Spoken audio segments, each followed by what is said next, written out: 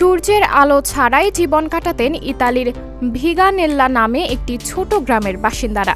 পাহাড়ের গভীরে উপত্যকার তলদেশে গ্রামের অবস্থান হওয়ায় শীতকালে পুরো ৩ মাস সূর্যের আলো সেখানে পড়ত না।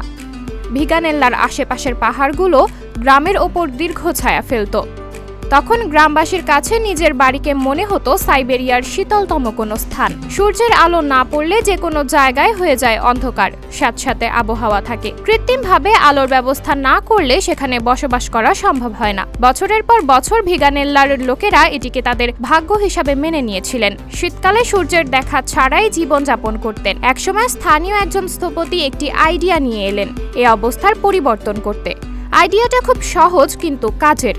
কোনোভাবে আয়না লাগিয়ে গ্রামে সূর্যের আলো ফেলা গেলেই তো সমস্যার সমাধান হয়ে যায়।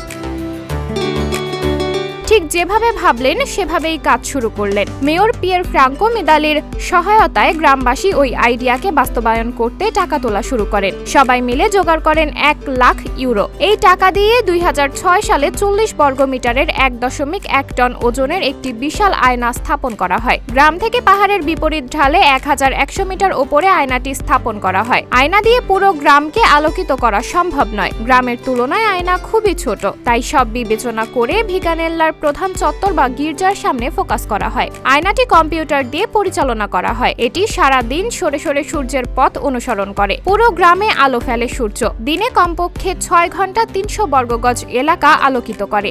এর কারণে গ্রামবাসীর জীবনযাত্রা আর আচরণে ব্যাপক পরিবর্তন এসেছে। আয়না বসানোর আগে শীতকালে প্রতি রোববার প্রার্থনার পর লোকজন দ্রুত বাড়িতে চলে যেতেন। কিন্তু এখন আয়নার জন্য গির্জার চত্বর আলোকিত থাকে। গ্রামের বাসিন্দারা প্রার্থনা শেষে কুশল বিনিময় করেন, সূর্যের আলো উপভোগ করেন। ২০০৬ সালে স্থাপিত হওয়ার পর থেকে ভিগানেল্লার আয়না সারা বিশ্বে বিখ্যাত হয়ে উঠেছে।